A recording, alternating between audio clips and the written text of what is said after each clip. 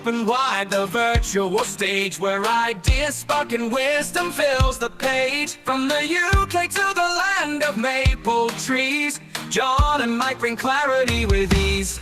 We're building meetings, webinars with might, helping you shine, your message taking flight. Whether you're new or you've done this before, Lord Zoom Live will help you do much more. We're building meetings, webinars with might, helping you shine, your message taking flight. Whether you're new or you've done this before, Lord Zoom Live will help you do much more. Thank you for joining us, we're glad you're here. Together we grow, it's loud and clear. On Zoom we connect, we learn, we grow. Welcome my friend, enjoy the show.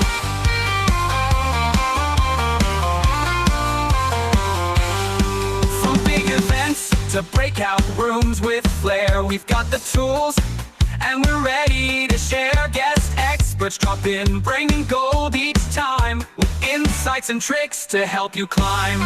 Can't make it live?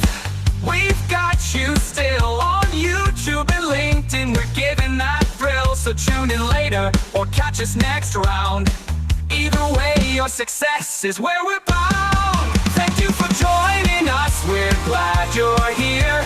Together we grow, it's loud and clear. On Zoom we connect, we learn, we glow. Welcome my friend, enjoy the show. And make it live, we've got you still on YouTube and LinkedIn. We're giving that thrill, so tune in later or catch us next round. Either way, your success is where we're bound.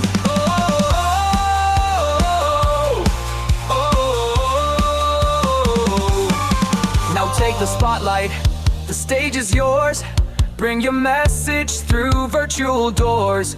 Each week we gather, and now you know you're not alone, so let it flow. Thank you for joining us, now go and shine. Share what you've learned, your voice, your time. With Lord Zoom Live, your power will grow.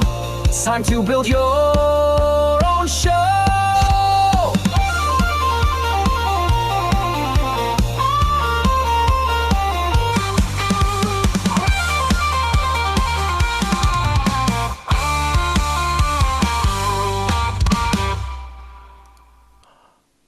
We've got a packed show for you tonight, as a certain person online says. But this meeting has been completely and utterly corrupted, blown away, and subverted. Because Zoom has just given me, I've calculated, about $3,000. And if you're jealous, I've got something to tell you. Let me just make sure my other computer is muted so I don't deafen you with echoes. I've got some good news for you. Yes, I did that on purpose because you're now thinking, is John going to tell us why Zoom has just given us $3,000? Well, if you are the proud owner of a Lord Zoom Special, an events license for Zoom, Zoom has effectively given you $3,000 for every single license, and they don't even realize it. You see, a subtle thing happened last week. Subtle in the way it was delivered, but practical in the way it was delivered. Production Studio is now in the cloud. So what does that mean? That means that I need to introduce my co-host to explain it to you. Mike Latta, welcome to the Production Studio stage. And look at this lovely little layout that we have here. Two of us together. And it still means that people don't realise they're unmuted, of course, but never mind. Oh, Let me do that again. Let me say very, very interesting. And it's very, very confusing because we had our routine up to date that we're used to, and now production studios here, so it's a different routine. I'm getting used to it, John. I'll do my best. I'm not used to it either, which is why I said this meeting is likely to be subverted by production studio, because if I wanted to run production studio last week, I would have needed a reasonably powerful laptop. I would have needed a reasonably powerful broadband connection so that I could pull down the data, process it on a computer, and then send it back up to the cloud, and this will become production studio. This morning, I ran it on a laptop. There's a pop-up, by the way. There's a pop-up that tells you the spec you want, and I've got a copy of that pop-up, and I will share it with you. But it's not very powerful.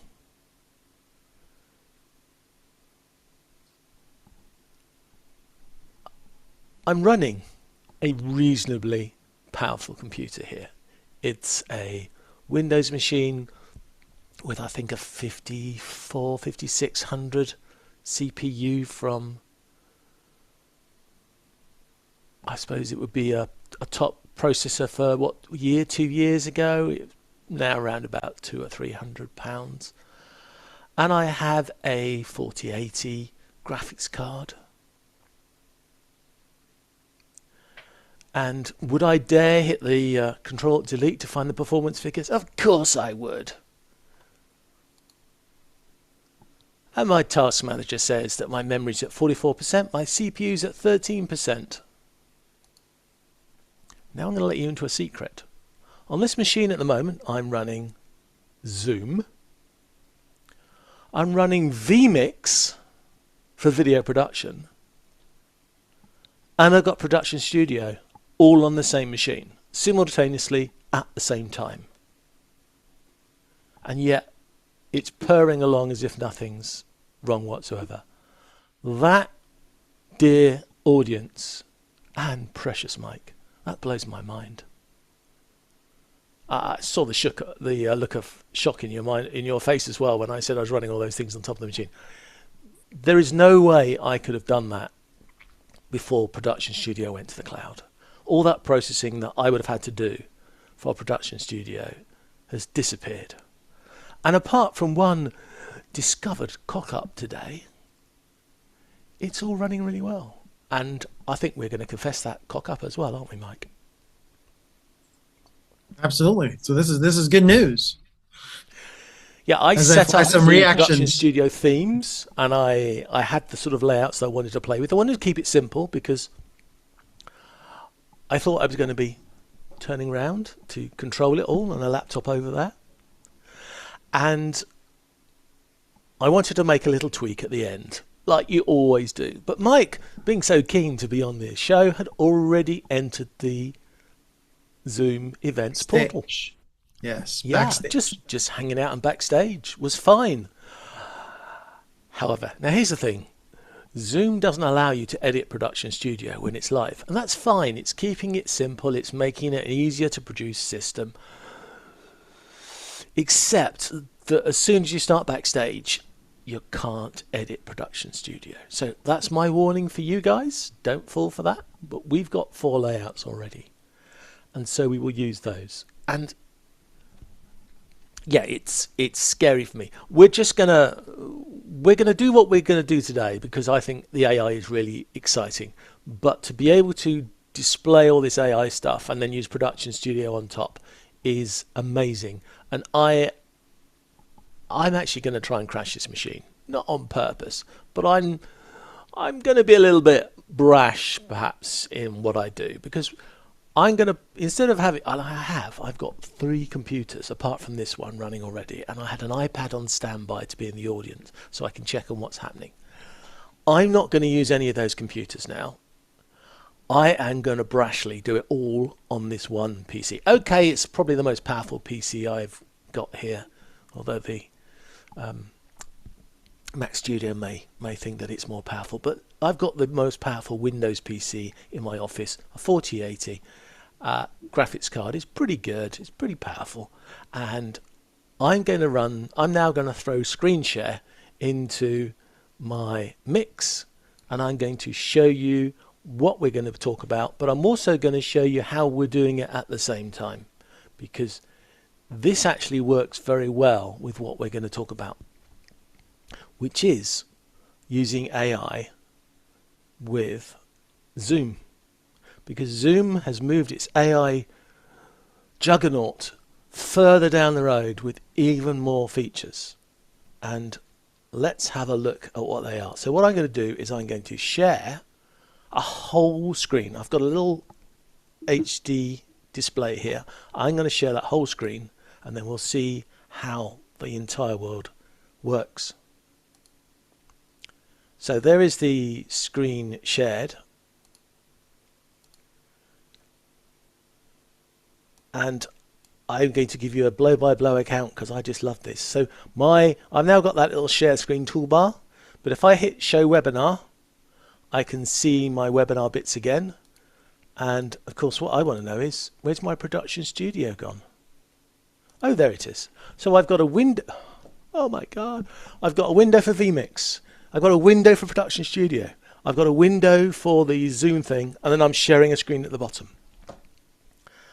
And I'm really concerned because Mike's blood pressure seems to be going up by the second as I describe all of this.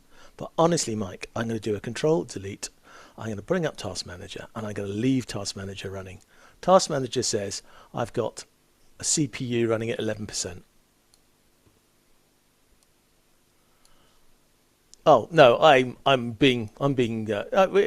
it's spiking at 12 to 14%. That is ridiculous. That is absolutely ridiculous. That's worth it. And so I'm going to now use Production Studio, even though I've got vMix running. I'm going to use Production Studio now to send live my second scene.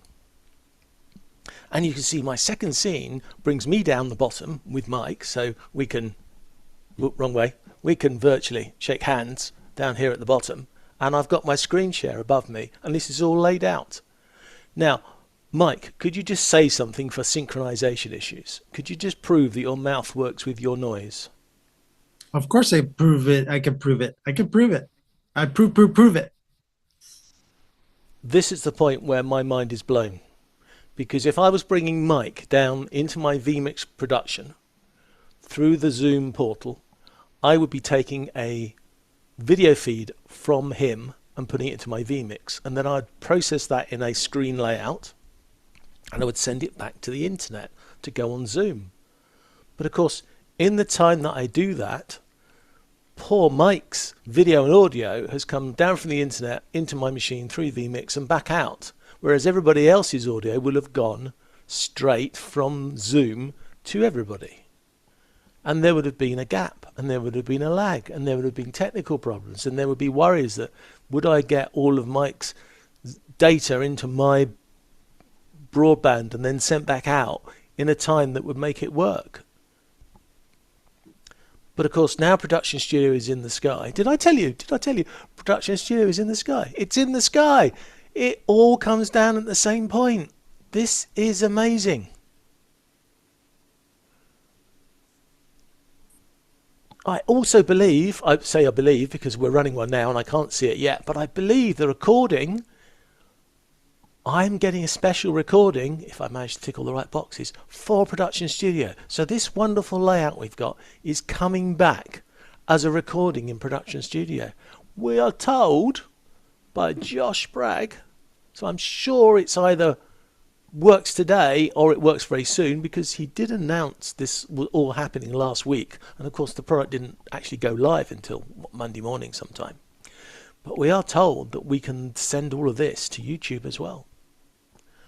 Maybe we'll try sending this to YouTube later. But let's get back to what you wanted to talk about and listen about, and that is this new big jump in AI, which if this lot hadn't got me excited, I can promise you the AI has got me excited. Because you can see here I'm down in my event screen, and if I go back a page I should get a list of all my events which I can then edit.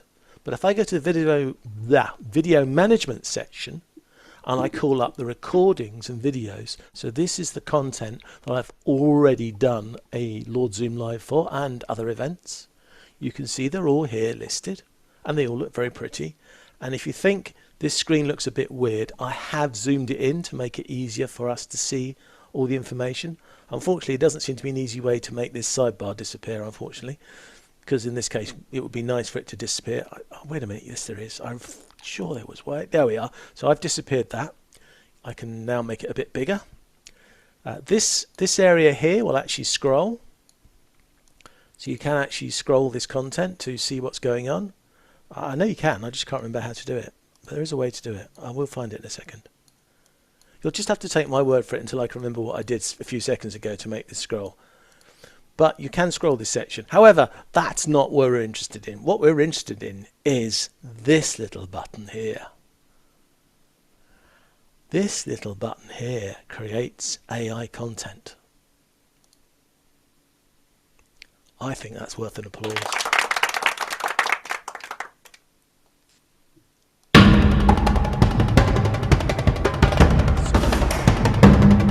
What happens?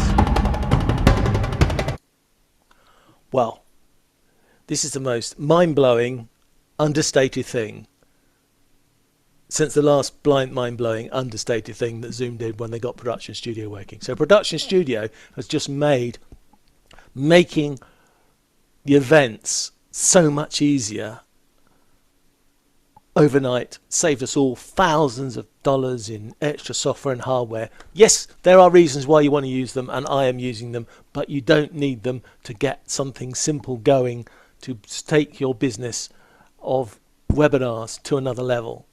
But what happens when the recording is over? What happens when the show is finished? You put it on YouTube and a few people watch it. Brilliant. But not for Zoom. You see, secret information here. But I know, because I'm a Zoom developer as well. And by the way, I've got a new hat. I've got to throw that in as well. I've got a new merch, new limited edition Zoom developers hat. I believe there's only 7 of these in existence. Well, there's only 7 people that were supposed to be able to buy it off a voucher. So I believe there's only 7 in these existence. My new Zoom developers hat. I'm going to have a hat rack somewhere. So please let me know. But because I've been in the Zoom developers world for the last 6 months, 8 months or a year. Oh, my TV just started up. That was spooky. They have had lots of developers doing things with AI. As you can imagine, taking events, taking content, processing it with AI. And of course, Zoom sees all this activity and says, well, the usual thing. Why can't we do this in-house, guys? And that's what this button's all about. This button is all about taking the ability to produce AI content about Zoom events in Zoom. You don't have to, as people had to do a year ago, download the audio, turn it into text, give it to your AI tool, get it out. All the money, all the time that takes. No, now you just click on a button and it says, hi, what would you like to have a look at today? And I'll choose the top one.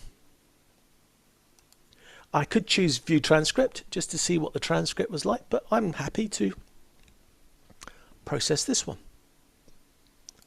And then it says, what would you like me to talk about? I can make a summary.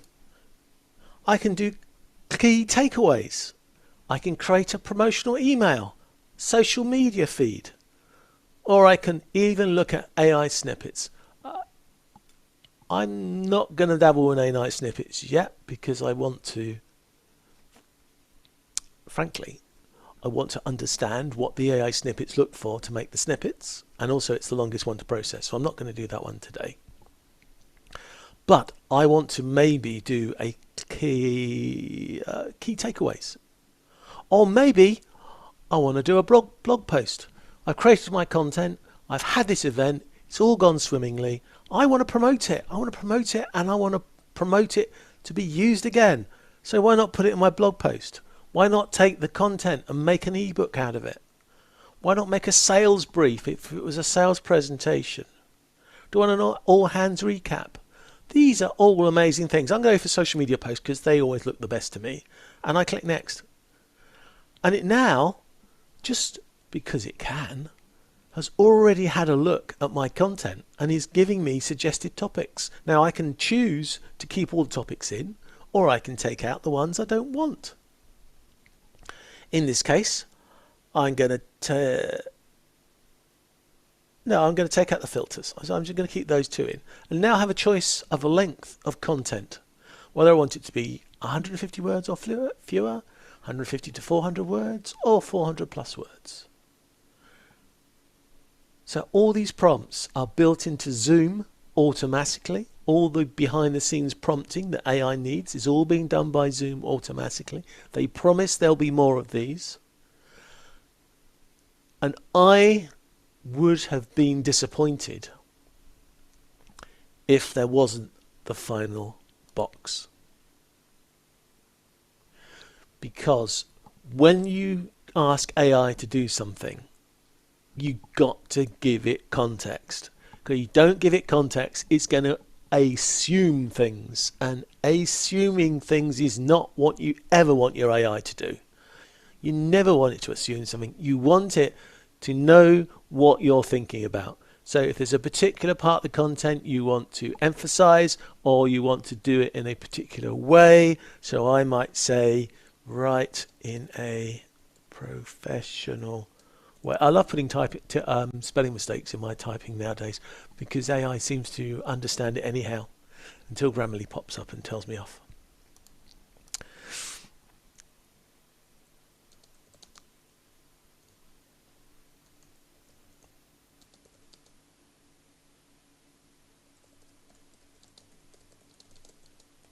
Yes, and John did spell emphasize incorrectly, and Grammarly said so. It did. It's really neat how Grammarly works in almost everything that Zoom has. So it's not though we have to go back to Zoom and go, Zoom, come over a spell checker. We don't need it because Grammarly is already built in and bumps in and makes it all work. And that's it. Do you feel that my preamble was warranted? Because if I'd shown you this, we would have been done in what, 2 minutes? Oh, we're almost there. It's done it. There it is. And where is it? Zoom Docs. Isn't it? Of course. Got to be in Zoom Docs. Hey, Mike, the only place to put your content. The only place to put your AI generated Zoom content. Yes. So there it is. But John, you'll have to show everybody, should they not want to keep it in here, how they can actually retrieve that for other purposes. Well, if you really want to put it somewhere else, then the easiest thing to do, to be honest, is copy and paste it. You've got a copy to clipboard button up here. I can zoom in even more. There we are. There's a copy to clipboard button there. There's an export button there. If you don't think it's done a good enough job or you want to have another go, there's a regenerate button there. Don't know why I think of Star Trek every time I see a regenerate button. It's Doctor Who that regenerated, wasn't it? Never mind. I'm mixing my sci-fi here. And there's a save button. And if you save it, it saves in your hub for your events as a personal hub, but your events hub. And as it says, there we are, file saved to content library. If you don't like it or you want to change it, this is a Zoom doc, so I've got all the formatting commands here. I can edit it and I can change it, and then when I'm happy with it I can save it again, and of course I copy to clipboard and I can take that now and put that into my favorite social media and make a social media post out of the content. And it was very important that they actually added hashtags for you at the bottom there, John. Yes, I noticed, because I said social media, it does tend to add hashtags. It does, yeah, which is really cool. And it's nicely set out. It looks good. And that's as simple as it is. And I think simple is the word that I like for this, because I could go and I could pull up make other content. So I could go back to my recordings of videos and I can say create some AI content, and I could choose another thing, click next. Again, what I want to do, I want to do a social media post, please. I want to do a blog post. You know, it's all here. You choose what you want. You choose how long you want it to be. Notice that the lengths of the different types of content are different as well, which is something I didn't realize until I was playing around with it this afternoon. So a blog post, it gives you a different set of numbers, because it assumes a blog post of a short blog post will be bigger than a short social media post. And then you just hit the generate button and it goes away and processes it, and it never seems to take that long. But it'll give a chance for Mike to say something. We're writing. It's writing. We need a drum roll, John. Oh, we're almost there.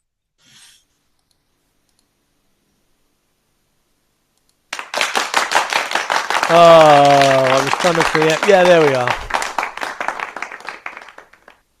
Yeah, that was worth it. Yeah, that was worthy. It was a few seconds early, but that's fine. Yeah, I did preempt it a bit there.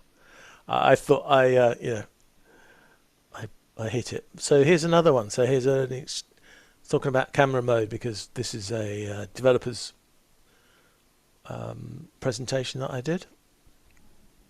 And again, it's produced it for me. I've got the ability to copy it to the clipboard, put it into social media, put it into my blog post, of course, in this thing. I've got the ability to export it as a PDF text or Zoom docs.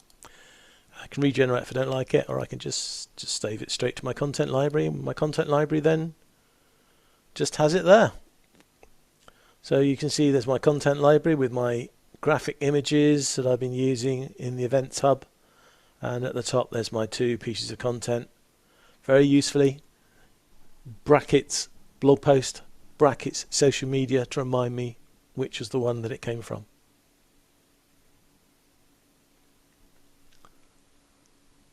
And I love it. I love it. And I love it even more that it's come out when Production Studio has turned up as well, because Production Studio makes me feel that I can produce more content more easily and at a higher quality with less effort. But once you've created a content, whether it's a video or any other content, once you've created a content, you want to use that content as much as possible. And the ability to have this AI to come along now and take this content to another level for me without me having to go and start another AI program and go through a whole set of prompts. It's just asked me, 3 or 4 questions, and I'm through and I'm done.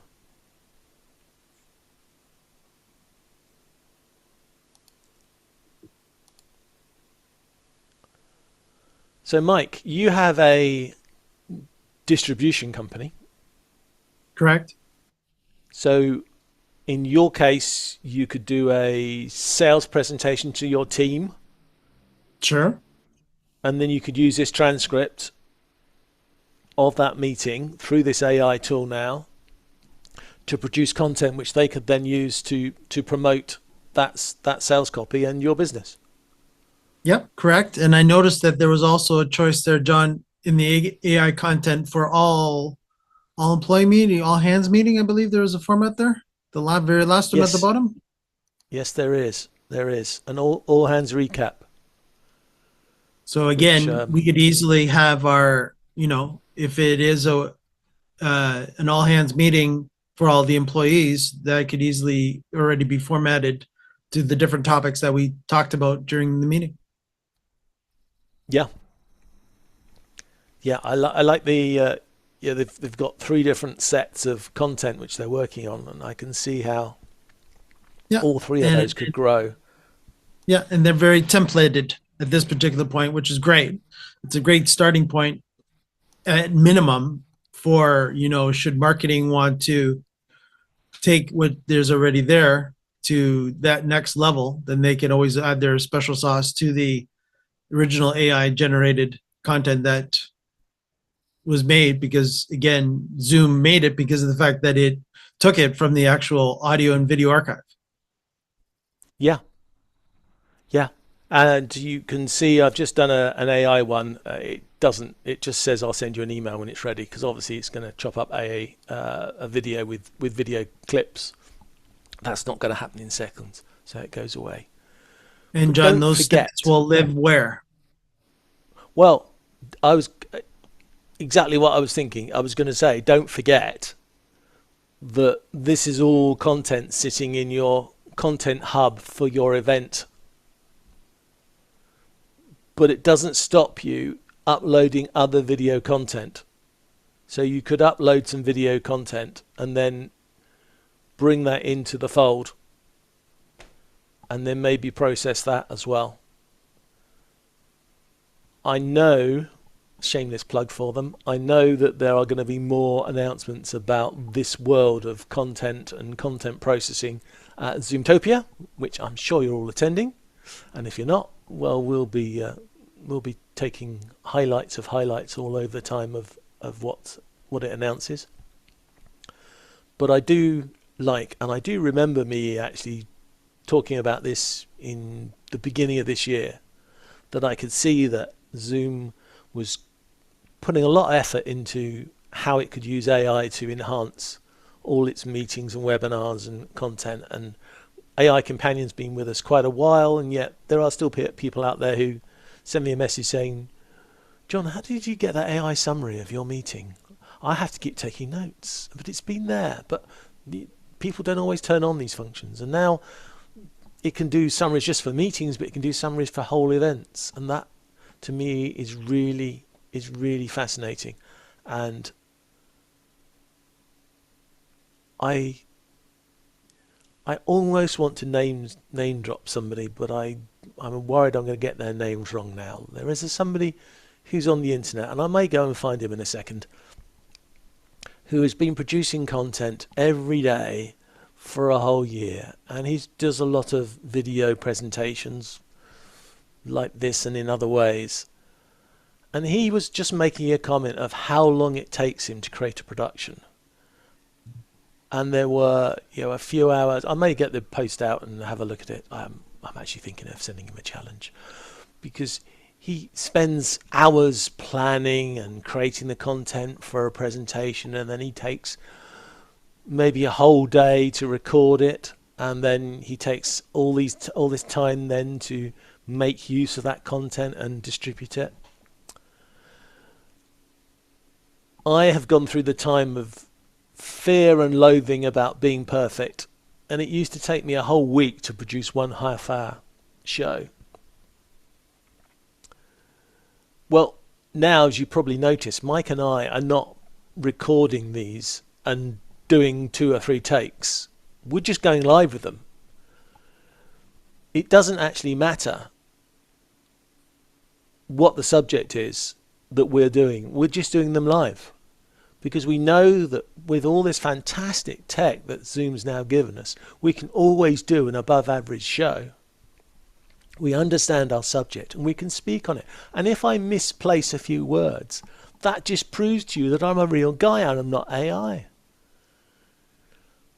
I do not do much more than the images. And guess what? AI designed that one for me. And I do a idea, I bounce it into AI, and I get some answers back. I get some bullet points about what I want to speak about. In fact, this episode, I have no bullet points, because my bullet points are run that and make sense of it. That was what my bullet point was for today. Run that AI program and tell everybody what you think about it and what they should try. And we record this, and I'm hoping now we're going to have a production studio recording version of it, which looks even more brilliant. And that's it. Now I've got a tool from Zoom which is going to allow me to make blog posts and social media posts out of the content, again, without lifting too much of more than a couple of clicks of a finger on the mouse.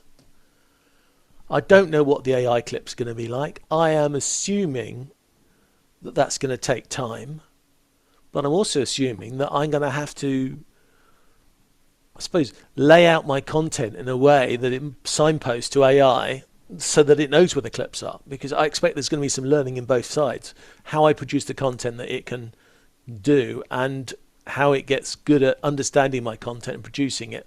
But this is amazing. I know there are third-party products that do this, and they probably do it slightly better than Zoom do, because that's their entire world. But the fact that I don't have to leave Zoom to do all this is just mind-blowing. And so far, this is still part of my subscription to Zoom Events.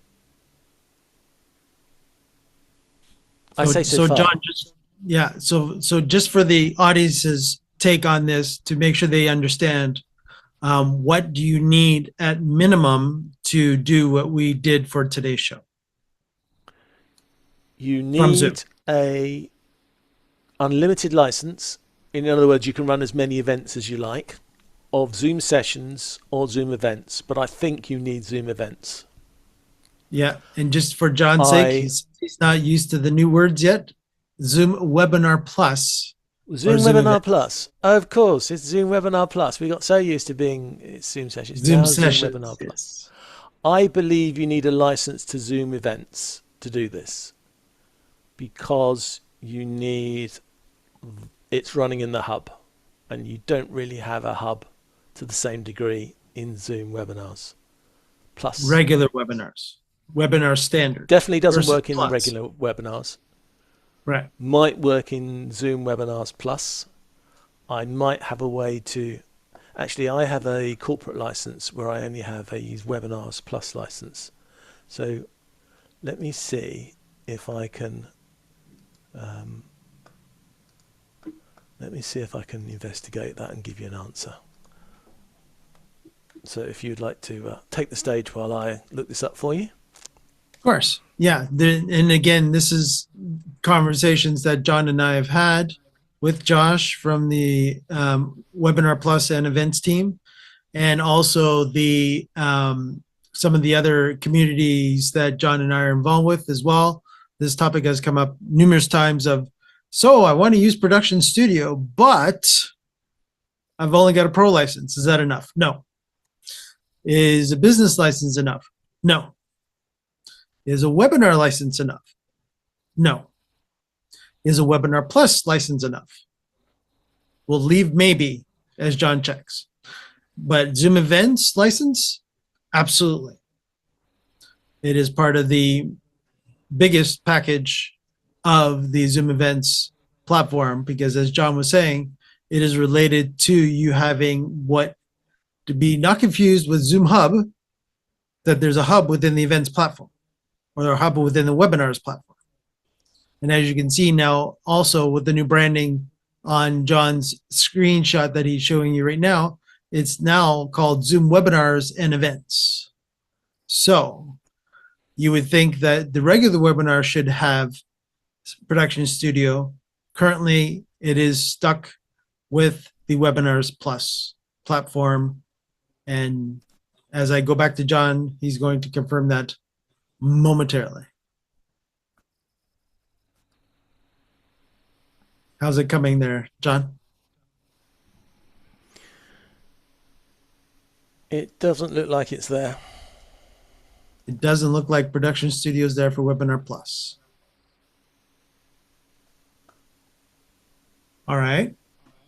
Based on... It doesn't look like, no, it doesn't look like the AI tool is available on Zoom Webinars Plus. Oh, the AI content tool that you're talking about today. Yeah. Okay. So I think it's only available in Zoom Events.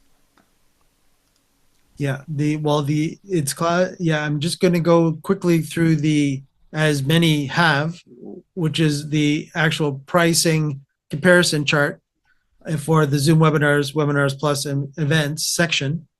Um, I'm just going to scroll through here quickly, John, as I come back to you about that to see AI capabilities.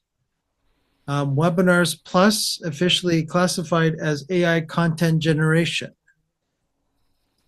I'm told. Would that be what we did show everybody today? That sounds like it, yes. It says use AI Companion to create content assets, including blog posts, marketing emails, white papers, and more from your webinar transcript. So yes, very important. How John was able to develop this content today was that the transcript of the actual recording was used to make the actual AI content. And that is from their comparison chart, officially classified as a feature for Zoom Webinars Plus.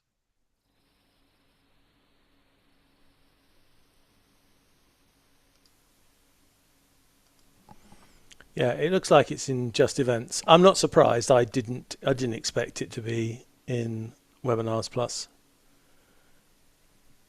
Yeah, so there is a little bit of just, as John But and I not brought with up last week, there are a little bit of tweaking that need to be done, and possibly for whatever reason, it could be that the specific account that John is running that has the Webinars Plus, which is the old sessions, for whatever reason, those features. John, can you? Oh, here's a question for you, which I'm going to dig at your brain a little bit. Was it there before the brand change? No, I don't Does think this? it was.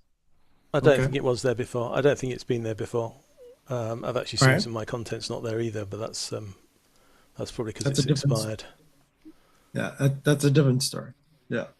Um, but there is a possibility that it's not there because the some of the AI functions is not turned on this account. Ah, yes, But I very can't see important. it at the So, moment. right. So, very important to explain what John is talking about, which is related to has your administrator enabled in the admin section of if you are part of a global corporation or if you are yourself the only licensee person and you are your only person, there's not only the user section of the panel, but there's also the admin section of the panel. So it very well could be that the admin for John's other account that he checked may not have enabled that functionality for John.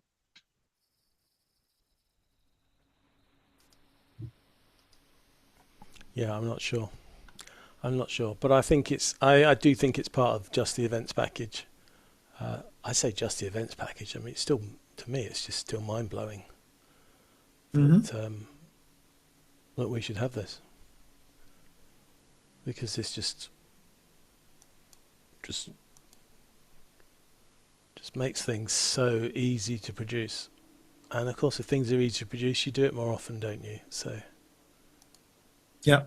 And officially to John, I did find in the event host experience section of the checklist of on the comparison table, it is classifying that in Webinars Plus, Production Studio is available. yeah, Production Studio is available, but I don't think the AI tool is. Oh.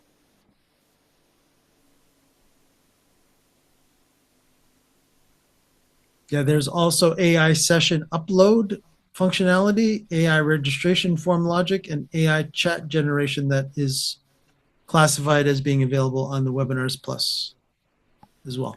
Yeah. The other end, before the event end, they have been trying to build an AI tool where you can give it like a notepad worth of information about the event, what the event is and who's going to be in it, and it will then take that basic information and build you the outline of your event automatically, which is quite neat. But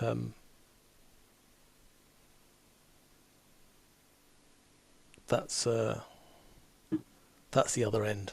This I love because this gives me a chance to create content, and then not have to spend just as long distributing the content out afterwards. Of course, I'll be waiting for an API so I can take this and then send it straight off into my CRM or whatever my social media posting program is. That'll be the next step that I'll be pushing for.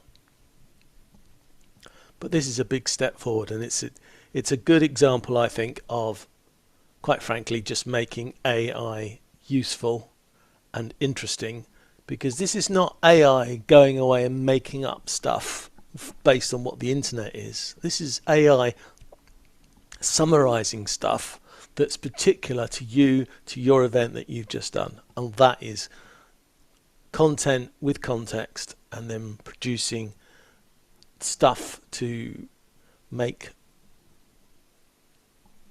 the life of that content go on, gives it another life, gives it an ability to be put into social media nice and easily and quickly. You don't need a third-party tool. It's just there, off you go. And I was already really excited about this, and then Production Studio just meant that I had a nice, pretty way to lay this content out. So I can switch to our 2-up, where we're side by side, and I've still got my logo down there. Oh, I've even pointed in the right place this time for a change. So I've got my little logo down there in my background screen, and it all looks good. I've got to figure out which way I'm pointing to see what John's over there. Okay. All right. Yeah, you have to remember whether you're on oh, that's a good question. What does Production Studio do when you change your view? You mirror yourself. That's a very good question. So I'm going to mirror myself now, and nothing happens. Oh, that's amazing. So I can now see a mirrored version of myself in my screen. When I say screen, of course, I'm now looking around because I've got my vMix screen, I've got my workplace screen, I've got my Production Studio screen, I've got the screen that I'm sharing, and I'm still running around on 12 to 14% CPU, which is just stupid o'clock. Stupid o'clock. Very UK. Stupid o'clock. My GPU, again, can't get beyond 11, 12%. And of course, majority of that is vMix doing an awesome job of utilizing that. Yeah. But you'd expect, I'm running Zoom and vMix. They'll both take power and processing if they can help it. Of course. And Production Studio used to be like having another version of vMix running, but now, well, there we are. You see, I've even blurred my background just to try and make it work harder, and it still doesn't make any difference. So there we are. Absolutely amazing. So the conclusion of this is very much so that I didn't need all these computers set up. I could have set up in my little corner over there, and I could have run the whole thing on one Mac. Because if it works on one PC, it's going to work on one Mac. I am absolutely blown away. And then I'll get an email in a little while with all my little video. It's going to take a while, I think, for that to turn up, because it was about an hour's worth of content that I created. So if it's going to chop it up to pieces, it's going to take time. However, it is. John, just as a reminder, you were going to show everybody the minimum requirements for Production Studio pop-up that you found. Sure, I can do that. I can at least look it up for you. Or I might do something really mind-blowing.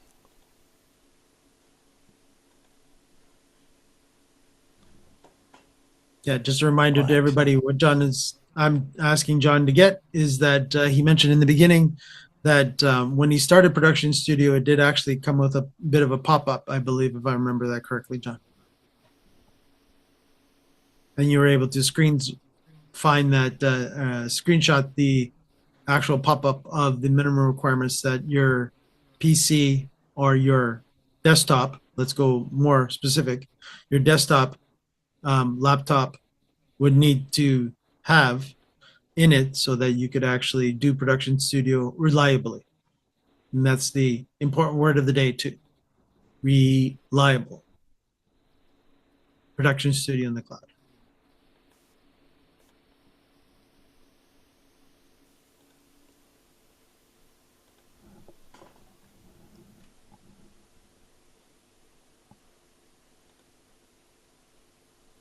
How's it coming along there, John? Are you able to find it? I have located the image shot I took, Excellent. and if I now And let's see if John can actually bring that computer into Production Studio to show us. well, I was going to, but I got bored of the idea of doing it, and I just threw the image onto my NAS, Got a boy. and then I should be able to do that. And with my amazing tech, I can go down there, and I think we need to change the view, don't we, for our Production Studio again. So if we go back to that one, here's the image. This is what you get from Production Studio. So it's an 8-core i7, at least 8 gig of RAM, or a M1 Pro or M2. That's not bad, with 8 gig of RAM. And that's the pop-up you get when you try and run Production Studio. That's quite a low spec, isn't it, really? I mean, that's... what? Mid-range or a bit lower, standard laptop sort of spec? Yeah. It would depend on their classification of reasoning for the i7 Intel, but that would be interesting. 8 gig of memory, that's hardware memory. Interesting. 8 gig of, so that would be the amount of memory on your GPU. No, I think that's PC memory. I don't think there's any graphics. Oh, hardware memory of at least 8 gig. Okay. Yeah, then, yeah, oh yeah. Yeah. Again, if you are running Windows nowadays, you really should have at least 8, if not 16 gig of RAM. So any of the newer machines that you would probably want to buy, should you be upgrading to the infamous Microsoft changes within a month to a Windows 11 machine, absolutely, this would fit in those specs. And of course, if you're looking at switching from a Windows to a Mac, of course, John's got the info on the screen that you would need there too. I think I have a reasonable chance then of running this on my... I can't keep up to what the M's are now. My M4 yes, it's an M4, isn't it? Because my Mac Studio is an M3. So my older generation Mac Mini, the original Mac Mini, I think is still M4. I can't remember now. The original Mac Mini would be an M1. The original, that's when they started making the minis. The original Mini, the Mac Mini, yeah, the original right. new wave Mac Mini, because they're planning a new one, aren't they? And Oh yes, yeah. I believe there's going to be something coming out there too. They say that women are the gossips in the world, but when you go and listen to what's put on YouTube by all these people about what they think the next Mac is, or the next Apple this, or the next watch, I have a feeling actually that we can gossip better than the girls sometimes. But yeah, I've got one of the little Mac Minis, and maybe I'll be brave enough to try running an event on the little Mac Mini. We can't run vMix on there, but I could probably... Well, I could put OBS. I could run OBS on there, couldn't I, to do my little sound and graphics, and then Production Studio and Zoom, and do it all inside one machine. Yep. Now, John, I just noticed that there's the notes that are in there, especially the second one. There's a reference to webinar.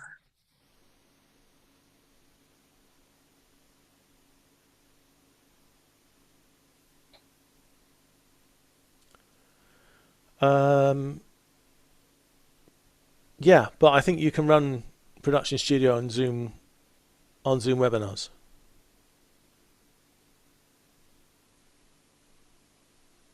Because when it was originally in the high processing version, you needed a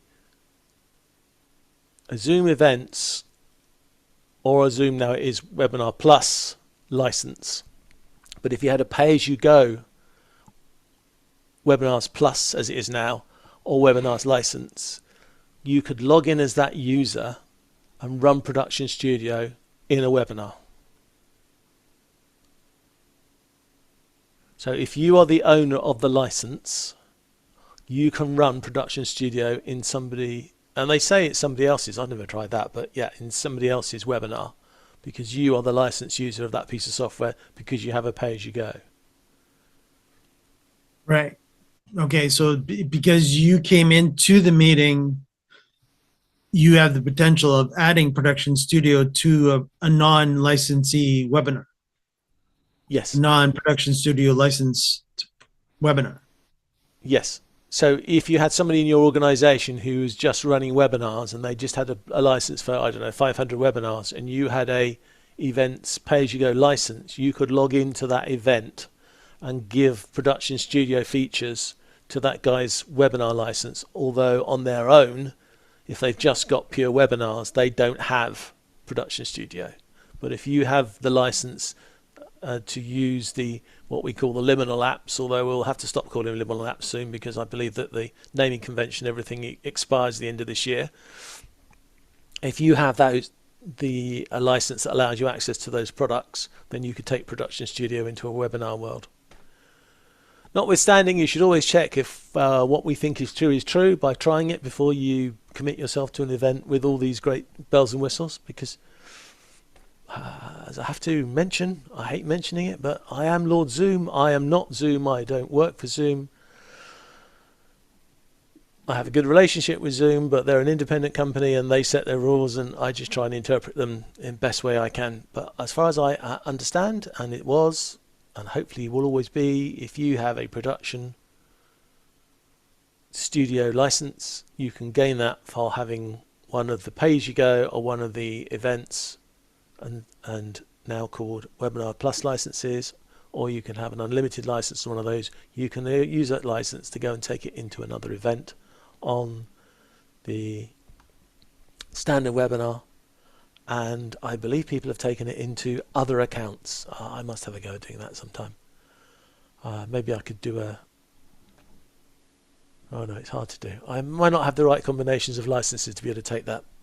Oh yes, I could. Yes, because I do have a license on this account which the user only has a webinars license, because we did the comparison, didn't we, last week or the week before, where we compared webinars and Webinars Plus, and I used a licensed account on this global account where they only had access to webinars, and we compared that to another license, which is the one I'm using now, which has access to Webinars Plus, and we compared the two together.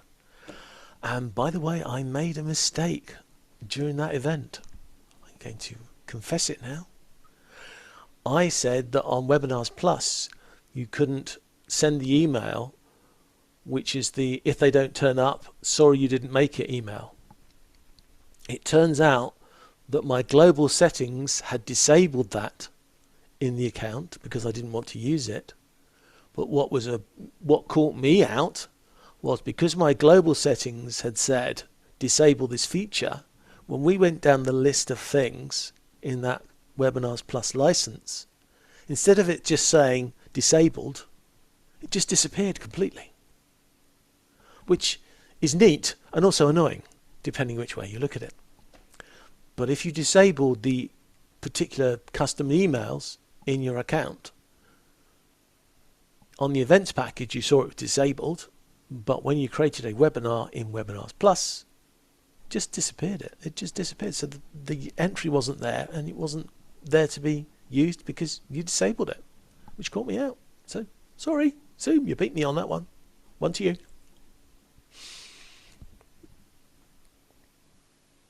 Absolutely.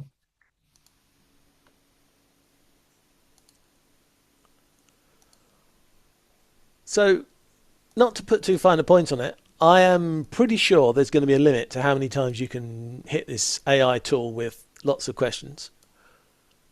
And I wouldn't be surprised because all AIs have a limitation. However, I'm sure that if you're using this in normal processes and not just running lots and lots of tests like I did, you're going to find this tool is really neat, I think. And I'm going to use it to create some content in the next 2 or 3 weeks, and I'm going to see what the response is to it compared to created by hand content. I have a feeling that I'll probably just give up creating by hand content if I can have a webinar that creates a transcript and a recording in Zoom. Gives me a tool to then go in and create some social media content using that tool still in Zoom. And all I need to do at the end is go to my content library and cut and paste that content into my social media. I think it's a feature I will be using for all my content. And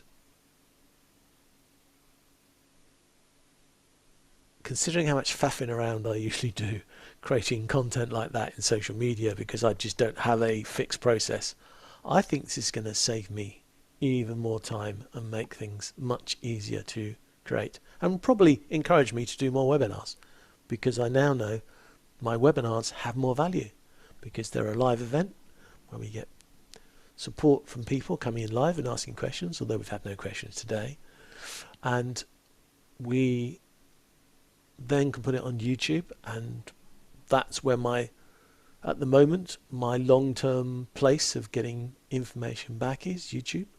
But I have noticed that if I put content, short form content on YouTube or LinkedIn or my social media, it does get good visibility. Now, if Zoom can give me some interesting summaries of my content for textual purposes, and its AI tool is going to chop up, and no, I haven't seen the email yet, going to chop up my recorded content so that I've got snippets that I can then put places, I can see this being very powerful. And I'm probably a sucker with their credit card out already, wondering what they're going to add to their CMS platform when they announce at Zoomtopia. And I'm just going to say, guys, let's do it. Let's use the advanced version of CMS. Already what they're suggesting that CMS can do today is pretty mind-blowing. So if they're going to take it to another level at Zoomtopia, I'm going to want to take part in that, definitely, because I get confused when I have to go from one app to another app to another app. I like things to seamlessly be started at one end and, like a meat grinder, just process all the stuff. All it does is come out the other end with all the things that I want, and I can do what I enjoy, which is sitting in my chair with my mate Mike, jabbering away about what Zoom's done recently.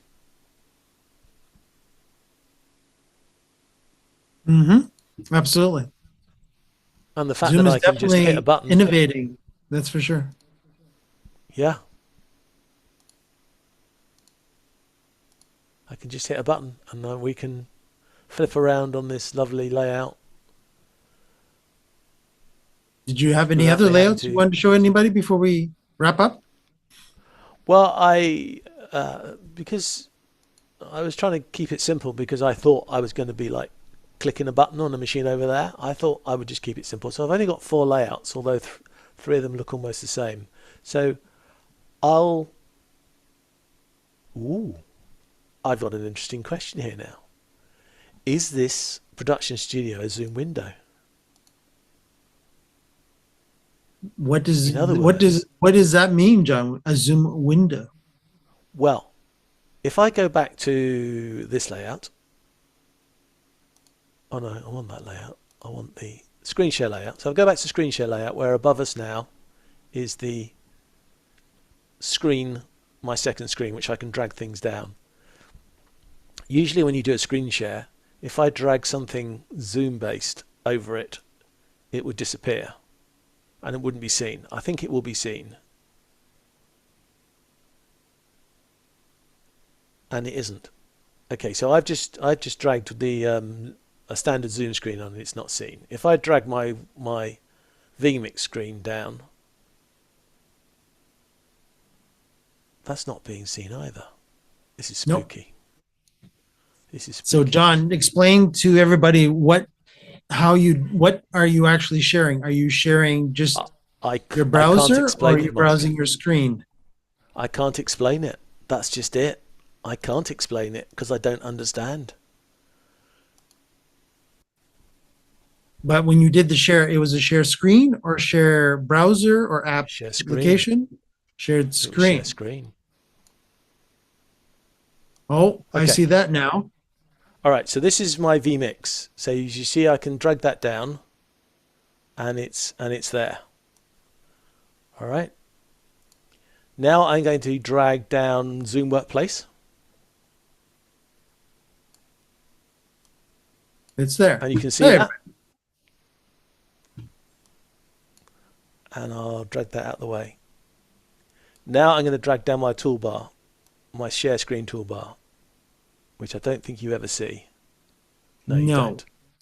You never see the share screen toolbar. But what's interesting about the share screen toolbar is there's a hide webinar button. And when I do that, all my Zoom things sort of disappear into little boxes.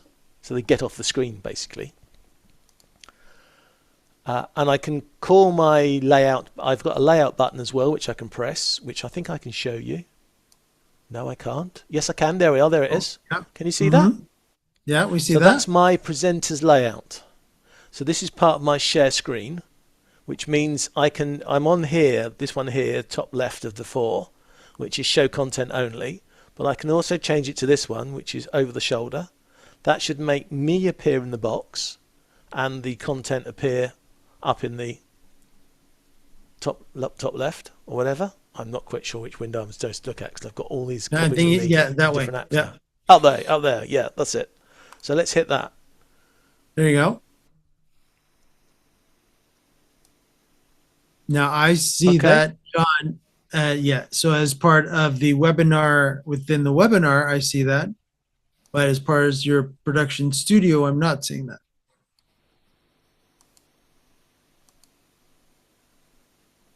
If everybody notices on the share that John's showing us above, you're not there. As background. Well, that's not going to the share, is it? No, it's not. Oh, yeah. Even though, just to confirm with everybody that is watching us, I'm seeing it as part of a participant, and you would see this also as, oh, you may not. No, I think everybody sees it the same. I think everybody sees it. Yeah, they might. Yeah, again, they will see the production studio video.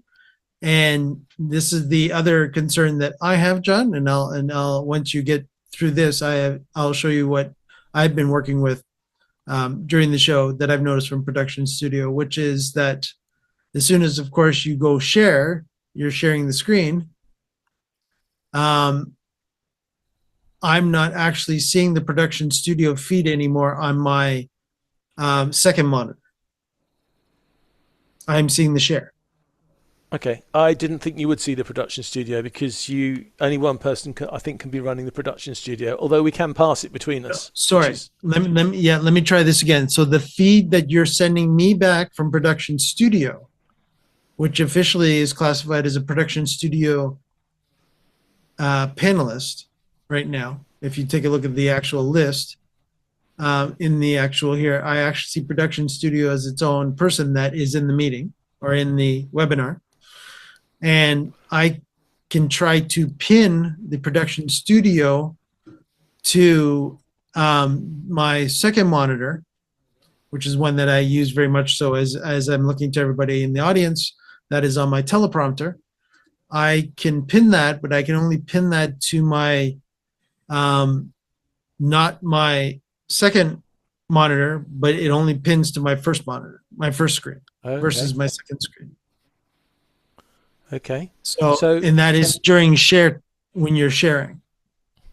okay, so this is the production studio window. So this is the window that produces production studio when you're live. So you can see on air it shows me what everybody else is seeing. On the left you can see the next thing, so to speak, that I want to use. And below that you can see the sources, which is the two of us. And down the left here you can see the 4 designs, although these 2 designs are the same. So if I take, but I think I did a thin version. Yes, that's the difference between these 2. So this one is normal layout, and then this one is a thinner aspect ratio for these. So it actually clips the video. So what I could do is, you see, I could build one of these. So it says add presenter to share screen. Well, so I can say, well, it's going to be my presentation. And then I can put Mike up there.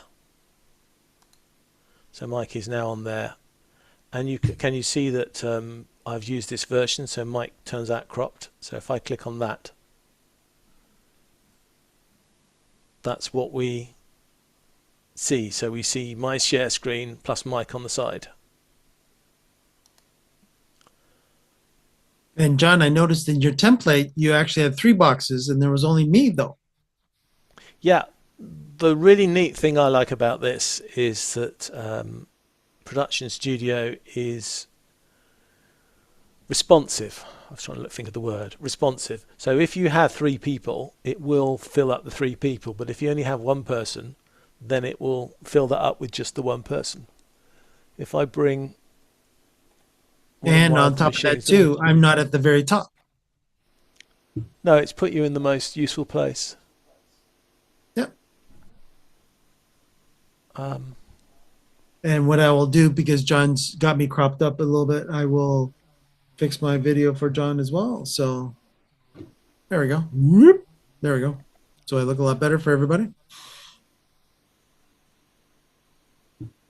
So I thought that I was not appearing as an overlay over this screen. But Correct. according to my other person, again, if you're an attendee, you might see the share where you're over top of that, John. But as far as production studio, it's not. As far as the production studio feed, it's not. No, and that's what's Which is interesting. what we because would- the production yeah. studio feed is not processing it, but as an attendee, I can now see, because I've just brought a 3rd person into the room. I've just brought my other laptop onto the stage, and it can see that. So that's quite fascinating. That's very fascinating. Right. So again, this is a conversation that John and I have had with the community as well, where and the share's gone. Because I can actually see myself now.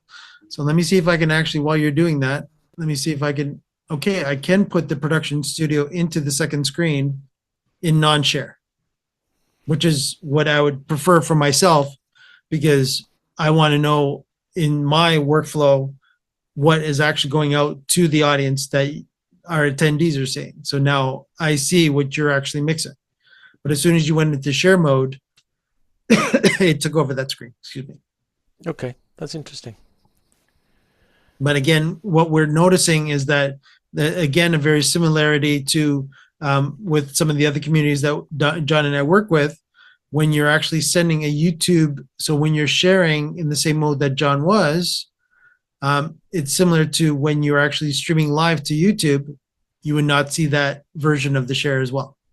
Where if you did an overlay over top of the share, that is not actually being sent to YouTube as well as a feed. Coincidental? Maybe. Could be.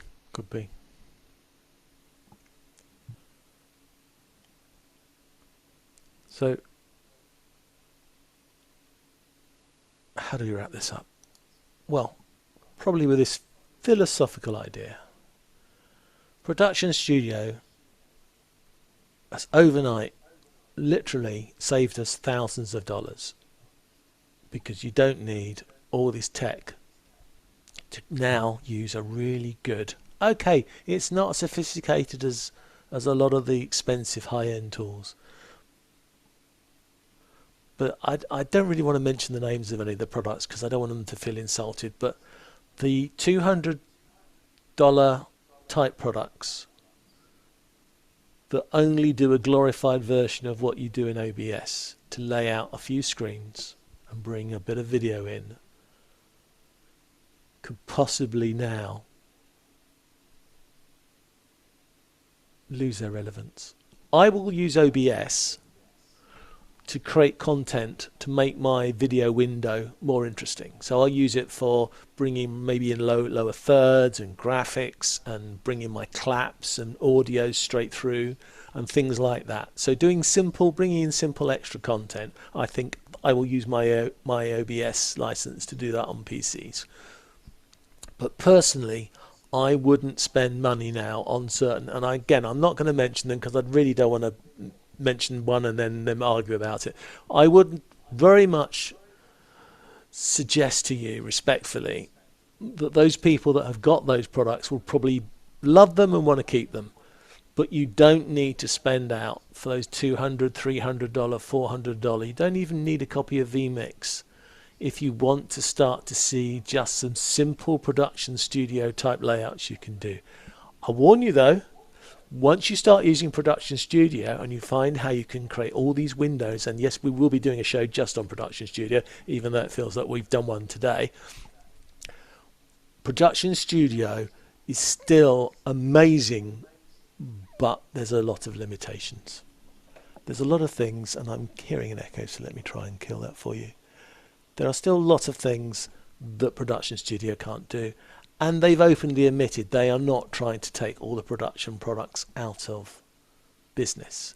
But what they are trying to do is to give an easy step from no production to a simple production, so that those people who want to go to that level will find it easier to migrate.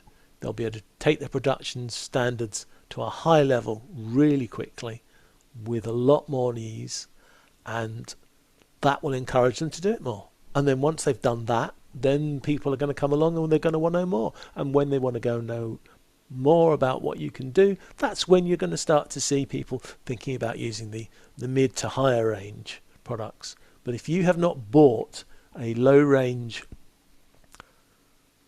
production type product, I suggest that if you have an events license, you should have a good look at Production Studio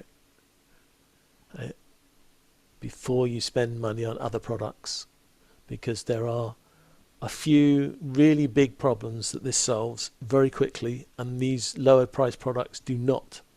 And that is the lag issue. The issue that if you bring down content to mix and then put back up to the internet, and you do that for video, but the audio of all the speakers is going out to everybody simultaneously, so that's already gone while you're processing the video. By the time your video then catches up with that audio, there is going to be a lag. And if you're running wireless, there's going to be even bigger lag. And people are going to find it distracting to the point that it will not look like, well, you'll lose the quality of the content because you can't even get the mouth and the audio together. And I have seen lags of a second or more, and that is just too much. It really is too much. Production Studio doesn't have that issue. Yeah, and the important thing we'll talk about next time, John, when we do Production Studio 2, is that should you need that extra world of the production world where you want to be even more fancier than Production Studio offers you, of course, you could always bring in an RTMP feed from your production gear into Backstage. And then, of course, bring it on to Production Studio. Yeah. But the people that are going to initially want to use this product won't have all that equipment, and therefore if somebody is coming in, they're just coming in as a guest through Zoom, so they will have nothing but Zoom. You can do all of this production studio for Zoom in Zoom. You don't need any other products. You just use whatever microphone is connected to the machine, whatever camera is connected to the machine, and that information. If you've got production equipment before your content goes to Zoom, then it doesn't matter what the lag is, because you're processing it all and it all gets sent at the same time. It's when you send content in to Zoom and then you take some of it out, reprocess it and send it back into Zoom. That's when all the extra time delays are. And you can't at the moment stop somebody's audio going out to everybody else. I can think of some clever ways you could try and fiddle it. Like, you could tell everybody that they have to listen to the French channel, and you could take everybody's audio through the standard channel and then put it back as a French interpretation, get everybody listen to French. That's my quick trick for how you could get rid of the audio, mix the audio and send it back to everybody. But basically, yes, you need, once you start going up to this equipment thing, you can easily get carried away very quickly, buying technology just to overcome issues that another piece of technology has. But however you do it, if you do anything in webinars and events, you really need to look now. Have another look. Even if you looked before, you need to have another look at Production Studio, because running it in the cloud just completely changes the game. I've got a reasonably powerful machine here, but I'm running everything on it, and it's not even breaking into a sweat. The fact that Production Studio is running on there, I've effectively got two software-based mixing platforms on my computer at the same time with Zoom, and I have no issues whatsoever. That means that if you are a person who's been asked as a corporate to run a better event for the company, you've got this lovely little tool which will make you look just 10 times better overnight. And then when you've got that lovely content, which of course you are now proud of, you come back to the subject of tonight, you come back to the AI content producing qualities of Zoom, and you can now take that content and you can make snapshots of it, you can make blog posts of it, you can make posts of it, you can make all hands summaries of it.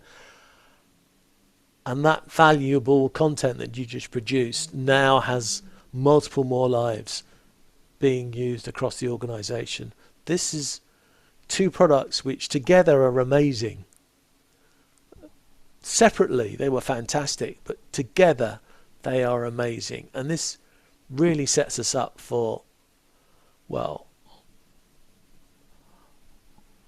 what can Zoom do now? They've got these tools working. What can they now suggest with Zoomtopia of what we'll be able to do in the next year? So unless there are any questions from the audience, and I don't think there are, thank you all for attending. Thank you for all of those that are watching this on YouTube when I processed it and put it up. And my processing is going to be easier as well, so that'll be a big boon. Thank you to Mike for being with me again today. And oh, he's got the cloud emojis now. That was a bit of a surprise. Don't forget, we are live 3 times a week. Please don't attend all 3 because you'll get very confused. But we have the labs on Monday for talking about the deep dives into Zoom. We have the Tuesday discussions, Lord Zoom Live, which is what this is. And then on Wednesday, we have the development lab where I actually look at the coding for the coders. So if there is something which you think doesn't work well in Zoom, we don't always have to wait for Zoom to fix it. We can fix it ourselves. And I'll give you an example. This week I had a lovely email from a chap from Germany who wanted to use my Handraise app to count votes. The app is completely and utterly not designed for doing that.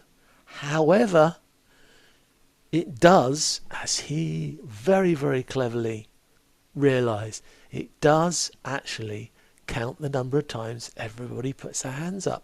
So as a voting system, with a bit of jiggery pokery and changing the emphasis of what it's doing, it is a perfect tool for doing that.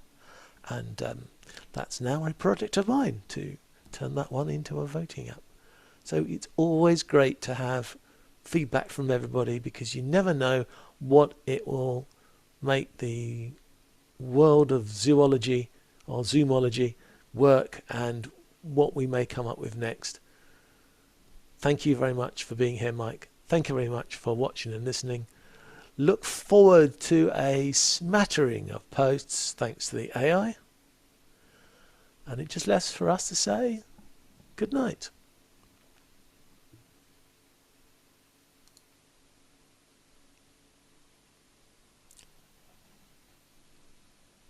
And I couldn't go without the Lord Zoom theme tune. Just one last time.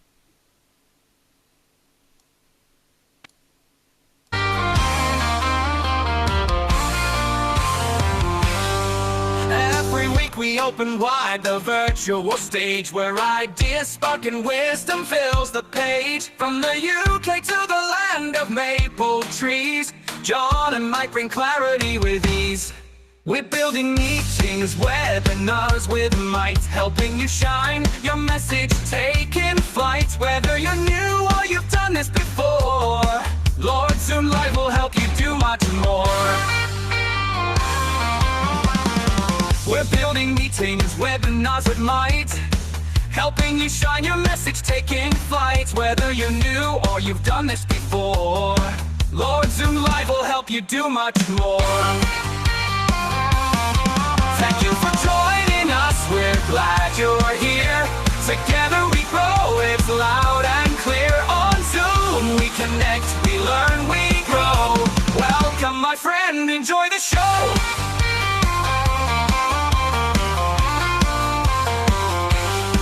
From big events to breakout rooms with flair, we've got the tools and we're ready to share. Guest experts drop in, bringing gold each time, with insights and tricks to help you climb. Can't make it live? We've got you still. On YouTube and LinkedIn, we're giving that thrill. So tune in later or catch us next round. Either way, your success is where we're bound. Thank you for joining us, we're glad you're here. Together we grow, it's loud and clear. On Zoom we connect, we learn, we glow. Welcome my friend, enjoy the show. And make it live, we've got you still. On YouTube and LinkedIn, we're giving that thrill. So tune in later or catch us next round. Either way, your success is where we're bound.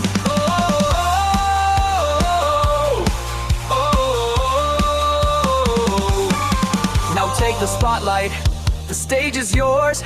Bring your message through virtual doors. Each week we gather, and now you know you're not alone, so let it flow. Thank you for joining us, now go and shine. Share what you've learned, your voice, your time. With Lord Zoom Live, your power will grow.